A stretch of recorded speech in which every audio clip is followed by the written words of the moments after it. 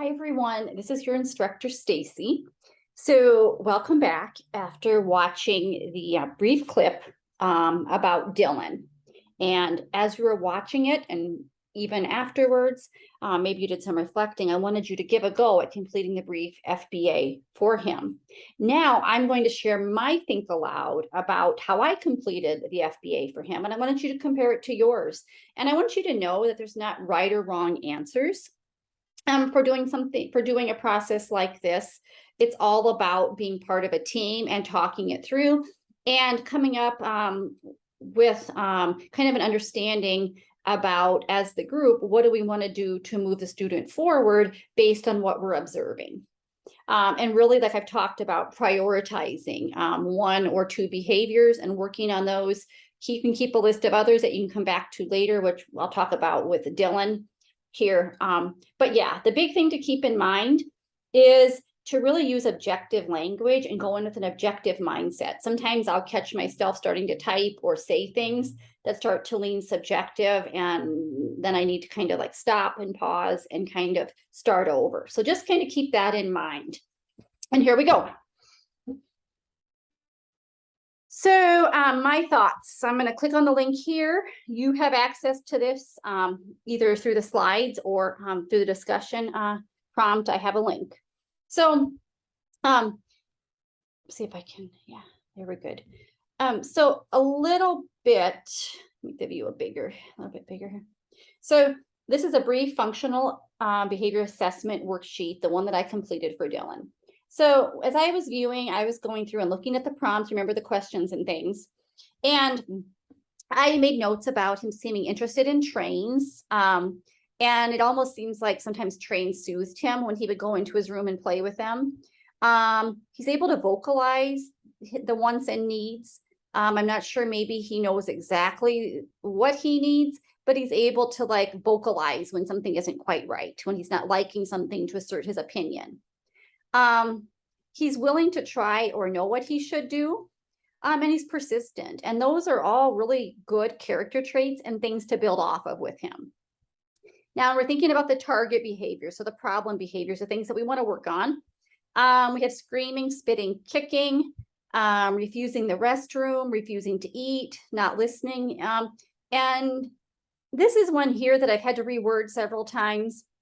I started off by saying and thinking like he was manipulating, but that's really subjective. So I kind of landed on he emotionally knows to get what he wants. So he's kind of able to kind of see a situation and kind of figure out how to make it work for him, right? Which is a great skill if it's channeled in the right way.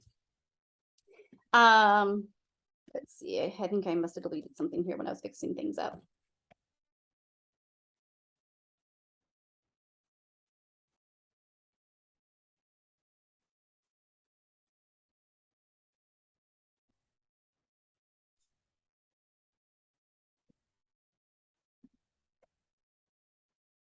Okay, so if we like really zero in on operationalizing one of or kind of operationalizing all these behaviors like in one statement. So Dylan screams, spits, and kicks when asked directed to eat non-preferred items, use the bathroom, and when positive attention is given by a parent to his sibling.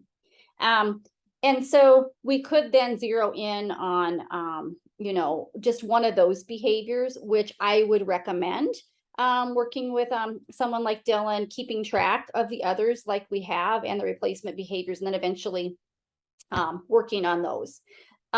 It's really hard to choose with Dylan. Just a second, I think I'm going to sneeze. Excuse me.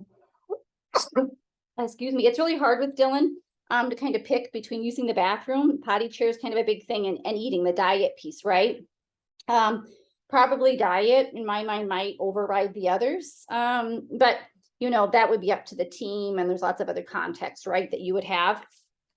So replacement behaviors that we look at, time to operationalizing those. When Dylan needs to use a bathroom, we're looking at replacement behaviors. He will use a potty chair or big toilet. Dylan will eat dinner presented to him by his parents. Dylan will engage in individual activities when his sister is doing homework. And we could even improve these further by like listing individual activities. It could be playing with trains and things like that. And that's where it would be good. Even Dylan is young, but to get his input, right? And I would say with present, and I don't want to get ahead of myself with the BIP. So then let's move to slow triggers. So thinking about list of slow triggers that I shared with you last week, talking about HALT. You know, hunger potentially is a problem because he's not wanting to eat, so he's hungry, and that's likely impacting his behavior and his energy. And it's making him ill. It's causing him to be anemic. The need for control could be another one of those underlying factors. Parental exhaustion. Parents are working really hard, doing the best they can. In this video, super nanny's hard on them. I don't like that part of using the super nanny clips because I think we need to be very empathetic of families and what they're going through and supportive.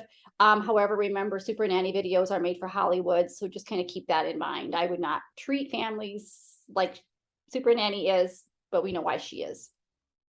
And then parental language sometimes, and I just wonder if that's just like not knowing any different and being exhausted and frustrated and just all those things, right?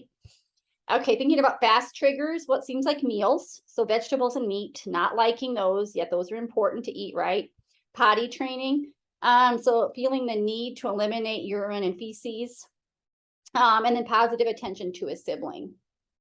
So let's think about the perceived function then. It seems like, let me see if I can move this up a little bit. The perceived function, I think across all of them, to me, seems like obtaining control to some extent, that self-regulation, perhaps gaining attention.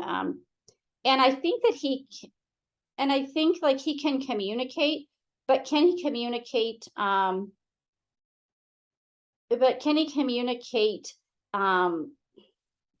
trying to say here, gaining attention, and he's trying to communicate, but it seems like it's hard for him to get across what he wants to.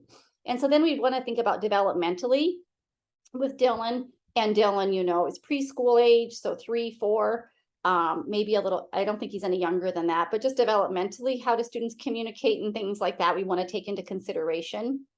But like, let's go for like a hypothesis, and let's go and narrow in on one behavior, the bathroom and the meals, right? Either one of those, and you could even put those together because they're both pretty important. I just wouldn't do more than 2. When needing to use the bathroom, meals happens. Dylan screams, spit, kicks to obtain control. And what we'd like him to do, right, is up here. When Dylan needs to use the bathroom, he'll use a potty chair or big toilet, and Dylan will eat the dinner presented to him by his parents.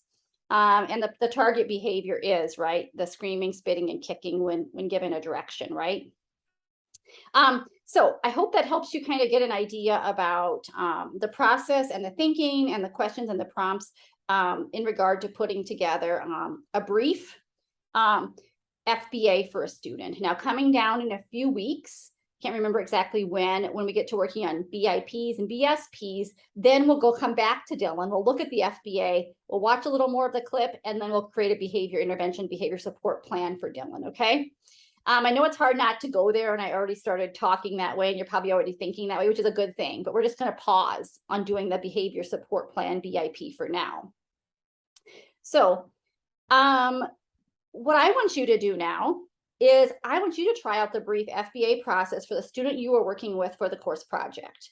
And then, like I said, in the coming weeks, we'll learn about the brief BIP process, BSP, and you'll try that out too. So good luck. I can't wait to see what you come up with.